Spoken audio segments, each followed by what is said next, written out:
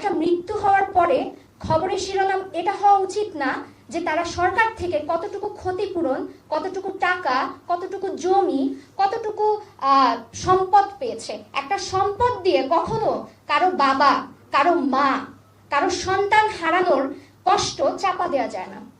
কখনো কাউকে বলি না যে আমার বাবা মারা গেছেন, আমার বাবা he has passed away, he is dead, he is deceased. No, he was killed, he was assassinated. আমি বিডিআর হত্যাকাণ্ডে, হত্যাযজ্ঞে একজন শহীদ সেনা কর্মকর্তার সন্তান। আমার বাবার নাম কি বা আমার নাম কি সেটা এখানে মুখ্য নয়। হ্যাঁ, প্রথমত যেটা সাকিব ভাইয়া বলেছেন, এবং এটা আমি এই 15 বছরে বহুবার আমি বলেছি, সেটা হচ্ছে যে আমি বিশেষ করে জার্নালিস্ট আমাদের যে ভাই বোনরা আছেন, আমি আপনাদের কাছে রিকোয়েস্ট করব, কখনোই please from this point onwards আপনারা কখনো বিডিআর বিদ্রোহ কথাটা লিখবেন না।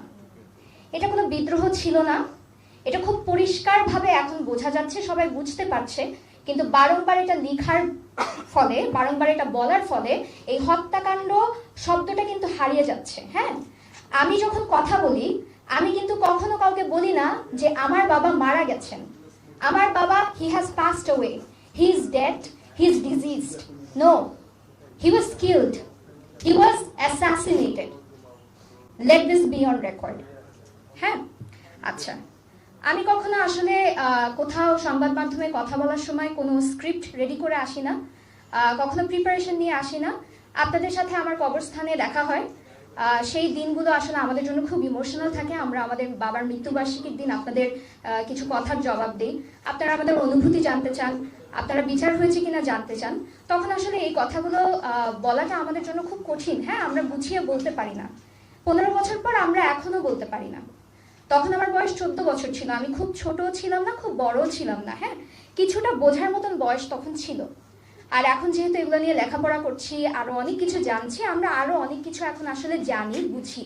ঠিক আছে, তো এটা একটা অবশ্যই একটা শোকাবহ পরিবেশ। তারপরও আমি সংবাদ মাধ্যম কর্মী আপনারা যারা আছেন, আপনাদেরকে আমি শুভেচ্ছা জানাতে চাই যে এতদিন হয়তো আমাদের সাথে আপনাদেরও বাক স্বাধীনতা ছিল না। হ্যাঁ, সঠিক সংবাদটাকে প্রচার করার স্বাধীনতা আপনাদেরও ছিল না, তাই আপনাদেরকেও আমি সাধুবাদ জানাই এবং আপনাদের কাছে আমি আহ্বান জানাই যে আপনারা এখন থেকে অবশ্যই যে কোনো সংবাদ যখন আপনারা প্রচার করবেন তার আগে আপনারা জানবেন, আপনারা বুঝবেন, সহমর্মিতার সাথে একটা সংবাদ আপনারা প্রচার করবেন। হ্যাঁ, এই কথাটা কেন উঠে আসলো, গত 15 বছরে আমরা আনফর্চুনেটলি সংবাদ মাধ্যমেই হোক, পত্রপত্রিকায়, টিভিতে বিভিন্ন সময় কিছু অপপ্রচার এবং মানে মিথ্যা সংবাদ প্রচারের কারণে আমাদের কিন্তু প্রত্যেকটা পরিবারের প্রত্যেকটা সদস্যের, আমার ভাই বোনরা যারা এখন ছোট তারা হয়তো তখন সেই মেমোরিটা হয়তো তারা পাননি, আমরা যারা মাঝামাঝি সময় ছিলাম আমরা কিন্তু পেয়েছি। আমাদের মা বাবাদেরকে, মানে আমাদের মাদেরকে,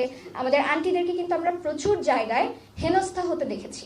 ঠিক আছে, একটা মৃত্যু হওয়ার পরে খবরের শিরোনাম এটা হওয়া উচিত না যে তারা সরকার থেকে কতটুকু ক্ষতিপূরণ, কতটুকু টাকা, কতটুকু জমি, কতটুকু সম্পদ পেয়েছে। একটা সম্পদ দিয়ে কখনো কারো বাবা, কারো মা, কারো সন্তান হারানোর কষ্ট চাপা দেওয়া যায় না।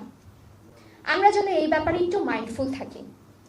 ঠিক আছে, এখন যাদের আত্মত্যাগের কারণে, যাদের রক্তের বিনিময়ে আমরা আসলে এই বাক স্বাধীনতাটা পেয়েছি, এতদিনও কথা বলেছি, আজকে আরেকটি নির্ভয়ে কথা বলতে পারছি, তাদের প্রতি অসম্ভব শ্রদ্ধা, তাদের বাবা মা, তাদের ভাই বোন, তাদের বন্ধু বান্ধব সবার প্রতি আমাদের সহমর্মিতা।